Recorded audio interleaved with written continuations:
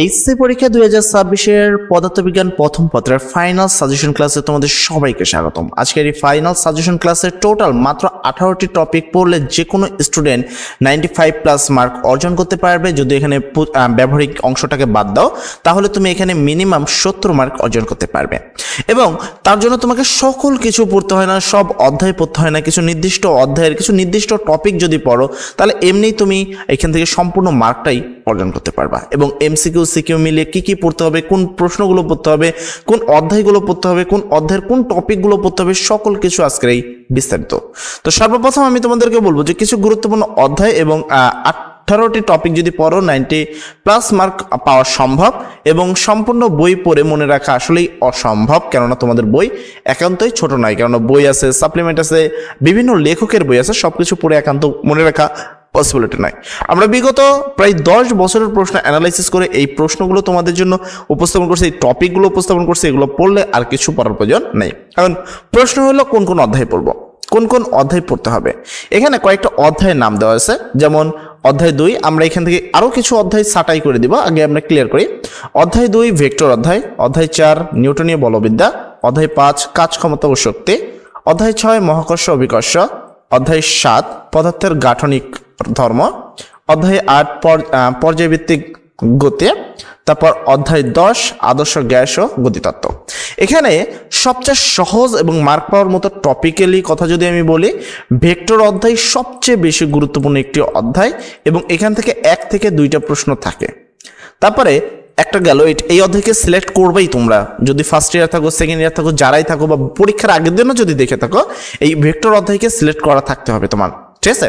তারপরে তোমাকে অধ্যায় 4 নিউটনীয় বলবিদ্যা, এইখানটাও খুবই গুরুত্বপূর্ণ একটি অধ্যায়। এই অধ্যায় থেকেও মোটামুটি 2 থেকে 1টা প্রশ্ন আসবে, মিনিমাম একটা, প্রত্যেকটা প্রশ্ন থেকে একটা করে আসবে। তবে নিউটনিয়ার ভেক্টর থেকে কখনো কখনো 3টা 4টা প্রশ্ন আসতে দেখা গিয়েছে। এই 2টা অধ্যায়কে তোমরা 100% সিলেকশন করবা, প্রত্যেকটা অধ্যায় থেকে এর পরবর্তী প্রশ্ন আসবে, কোনো সমস্যা নাই। এর পরবর্তীতে তুমি যদি সহজ অধ্যায় হিসাবে করতে চাও, সেটা হলো আদর্শ গ্যাস ও গতিতত্ত্ব, এই অধ্যায়টিকে সিলেক্ট করবা, ঠিক আছে। এখানে এই 2টা অধ্যায় আর এই একটা অধ্যায়, এই 3টি অধ্যায় থেকে তুমি খুব অনায়াসে 4টি সৃজনশীল প্রশ্ন কমন পেয়ে যাবা।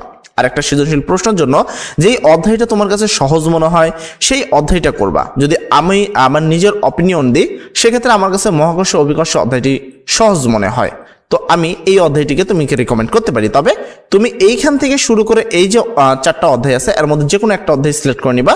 প্রথমে 2, 4 এবং 10 এই 3টাকে সিলেক্ট করার পরে এর মাঝখান থেকে যে কোনো একটা সিলেক্ট করবা, টোটাল হলো ফুল মার্ক অর্জন করার উদ্দেশ্যে, ঠিক আছে। তো এটা গেল আমাদের অধ্যায় সিলেকশন। এবার আসি অধ্যায়ের কোন কোন টপিক নিয়ে কথা বলবো বা কোন কোন টপিক পড়বো, আমি প্রত্যেকটা অধ্যায় সম্পর্কে বলে দিচ্ছি। তো সর্বপ্রথম যদি কথা বলি অধ্যায় 2, যে অধ্যায়টির নাম ভেক্টর। ভেক্টর থেকে তুমি কি কি পড়বা? ভেক্টর থেকে সর্বপ্রথম যদি বলতে হয়, ভেক্টরের লব্ধি নির্ণয় করো, ভেক্টরের যোগ বিয়োগ নির্ণয় করো, এই ধরনের অঙ্কগুলো করতে হবে। বিগত সালের সবচেয়ে বেশি প্রশ্ন আসছে। তারপরে নদী ও স্রোতের যে অঙ্কগুলো আছে, ছাতা ধরার যে ম্যাথগুলো আছে, এইটা করবা। সবচেয়ে বেশি মানে এই ভেক্টর অধ্যায় থেকে সবচেয়ে বেশি পরিমাণ প্রশ্ন আসে এই জায়গাটায়, এই পয়েন্টটা থেকে, ঠিক আছে। নদী ও স্রোত, ছাতা ধরার যে ম্যাথগুলো আছে, মানে একটা বৃষ্টি পড়ছে, ধরো এত ডিগ্রি করে, ছাতা কোন দিকে ধরতে হবে, এই ধরনের প্রশ্ন থেকে সবচেয়ে বেশি পরিমাণ প্রশ্ন তোমাদের আসে। এরপরে অবস্থান ভেক্টর নির্ণয় করা, দেন হলো ভেক্টরের ডট গুণ ও স্কেলার ক্রস গুণ, এই সম্পর্কিত ম্যাথ তুমি সবচেয়ে বেশি রিলেটেড করবা। তাহলে কি কি করবা? নদী ও স্রোত ও ছাতা ধরার ম্যাথ সবচেয়ে বেশি গুরুত্ব দিয়ে করবা। ভেক্টর ডট গুণ ও ক্রস গুণ সম্পর্কিত যে ম্যাথগুলো আছে, যেমন হলো তোমার এখানে আছে লম্ব একক ভেক্টর নির্ণয় করো, তো এই ধরনের যে ভেক্টর আছে, তারপর উপাংশক নির্ণয় করো, তো এই ধরনের যে ম্যাথগুলো আছে এইটা করবা। এই 2টা টপিক ভালো করে পড়বা। বাকি 3টা টপিক দেওয়া আছে, এটা তোমার নিজস্ব। এই ভেক্টর ক্যালকুলাস থেকে মাঝে মধ্যে প্রশ্ন আসে, অবস্থান ভেক্টর থেকে কিছু কিছু প্রশ্ন আসে, বিগত সালে কিছুবার প্রশ্ন দেখা গেছে। তবে নদী স্রোত ছাতা ধরার ম্যাথ এবং ভেক্টর ডট গুণ এবং ক্রস গুণ, এইখান থেকে সবচেয়ে বেশি পরিমাণ প্রশ্ন আসে। তাহলে এইখান থেকে আমরা 1টা কি 2টা প্রশ্ন ইজিলি কমন পেয়ে যাব। এরপরে আসি অধ্যায় 4, যে অধ্যায়ের নাম হলো নিউটনীয় বলবিদ্যা। এবার নিউটনীয় বলবিদ্যা থেকে ভাইয়া কি কি পড়বো, কোন কোন টপিক পড়বো? নিউটনীয় বলবিদ্যা থেকে সর্বপ্রথম তোমাকে পড়তে হবে নিউটনের সূত্র ও বল।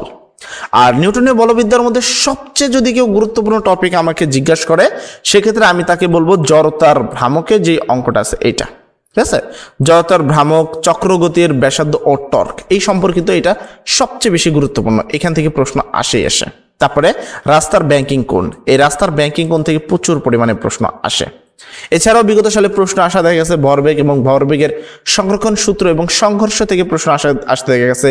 কণিক ভরবেগ, গতিশক্তি, ত্বরণ, বল, মানে কণিক ভরবেগ থেকে নির্ণয় করো, কণিক গতিশক্তি নির্ণয় করো, কণিক ত্বরণ নির্ণয় করো, কণিক বল নির্ণয় করো, এই ধরনের গ নম্বর প্রশ্ন আসতে দেখা গেছে। তবে সবচেয়ে বেশি আমি গুরুত্ব দিব জড়তার ভ্রামক, চক্রগতির ব্যাসার্ধ এবং টর্ক, আর হলো এই পাশে হলো রাস্তার ব্যাংকিং কোণ।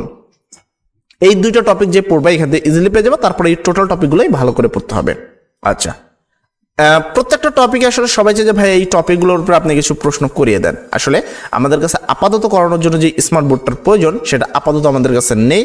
যদি আমরা পুরো বছর, এখনো আমি বর্তমান কমপ্লিট করেছিল বিএসসি, ঠিক আছে, ডিপার্টমেন্ট অফ ম্যাথমেটিক্স। তো আমাদের কিন্তু আসলে সায়েন্স নিয়েই কাজ, কিন্তু দুর্ভাগ্যবশত স্মার্ট বোর্ড না থাকার কারণে তোমাদের সেই ক্লাসগুলো আমরা দিতে পারছি না। তবে যে টপিকগুলো তোমাদেরকে বলে দিচ্ছি, এই টপিকগুলো যদি পড়ে নাও তাহলে তোমাকে আর কিচ্ছু পড়তে হবে না। এটা আমার অভিজ্ঞতা থেকে তোমাকে বললাম, এবং সকল প্রশ্ন অ্যানালাইসিস করার পরেই তোমাদের এই প্রশ্নগুলো তৈরি করা হয়েছে। যদি তোমার বিশ্বাস না হয় তুমি কিছু প্রশ্ন আগে দেখতে পারো।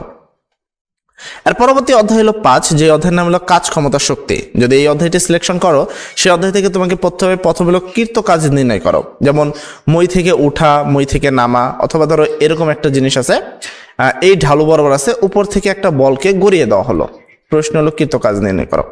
এই ধরনের প্রশ্ন থেকে তোমাকে পারতে হবে।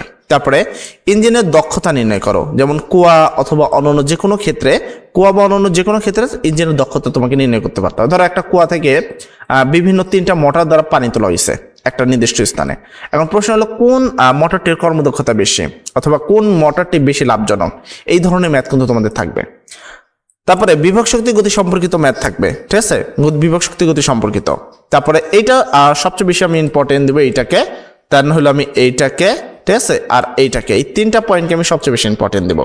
কৃত কাজ নির্ণয় করো, তারপর ইঞ্জিনের দক্ষতা নির্ণয় করো, কাজ, শক্তি উপপাদ্য অথবা শক্তির সংরক্ষণ নীতি, যেমন দোলক আর পরন্ত বস্তুর ক্ষেত্রে, ঠিক আছে, একটা দোলকের ক্ষেত্রে কাজ, ক্ষমতা, শক্তির উপপাদ্য নীতি অনুসরণ করে কিনা, অথবা একটা বস্তুকে উপর থেকে নিচের দিকে ফেলে দেওয়া হচ্ছে পরন্ত বস্তু, তো এটাকে ক্ষেত্রে গতিশক্তি সংরক্ষিত হয় কিনা, এই ধরনের ম্যাথগুলো তোমাদের করতে হবে।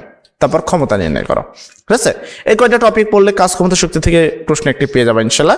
আর পরবর্তী অধ্যায় নম্বর 6, যার নাম হলো মহাকর্ষ অভিকর্ষ। অধ্যায় নম্বর 6, মহাকর্ষ অভিকর্ষ। তাহলে এখান থেকে কি পড়বা? এখান থেকে তোমাকে সর্বপ্রথম পড়তে হবে কৃত্রিম উপগ্রহ রিলেটেড সবকিছু তোমাকে পড়তে হবে।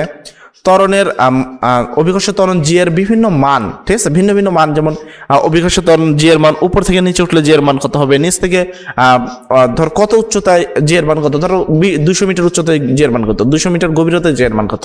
এই যে জি এর মানের ভিন্নতা রয়েছে, বিষুবীয় অঞ্চলে জি এর মান কত, তারপর মেরু অঞ্চলে জি এর মান কত, কেন্দ্রীয় অঞ্চলে জি এর মান কত, এই ধরনের ম্যাথগুলো তোমাদেরকে ভালোভাবে করতে হবে। বিশেষ করে যে পাহাড়ের যে অঙ্কগুলো আছে, এরকম পাহাড় রিলেটেড কিছু অঙ্ক তোমরা দেখতে পারবা, জি এর মান সম্পর্কিত এই অঙ্কগুলো তোমরা বেশি করে করবা। তারপর তোমাকে করতে হবে মুক্তিবেগ ও উপগ্রহের গতি সম্পর্কিত তোমাকে কাজ করতে হবে, ঠিক আছে। আর মহাকর্ষীয় প্রাবল্য বিভব নির্ণয় করতে হবে। এখানে সবচেয়ে বেশি গুরুত্বপূর্ণ হলো প্রথম এই টপিকটা, কৃত্রিম উপগ্রহ রিলেটেড সবকিছু, জি এর মানে যে বিষয়টা এটা, আর হলো মুক্তিবেগ, ঠিক আছে। এই 3টা ইম্পর্টেন্ট টপিক, সবচেয়ে বেশি ইম্পর্টেন্ট টপিক এই 3টাকে পড়লে তোমাকে আর কিছু পড়ার প্রয়োজন পড়বে না। এরপর আসে 7ম অধ্যায়, পদার্থের গাঠনিক ধর্ম। এখান থেকে পড়তে হবে ইয়াংকের গুণাঙ্ক ও প্রযুক্তি বল, সান্দ্রতা, যেমন হলো সান্দ্র বল ও অন্তবেগ, এই ধরনের প্রশ্নগুলো তোমাদের ভালো করে করতে হবে। তারপরে ইয়াংকের গুণাঙ্ক নির্ণয় করো।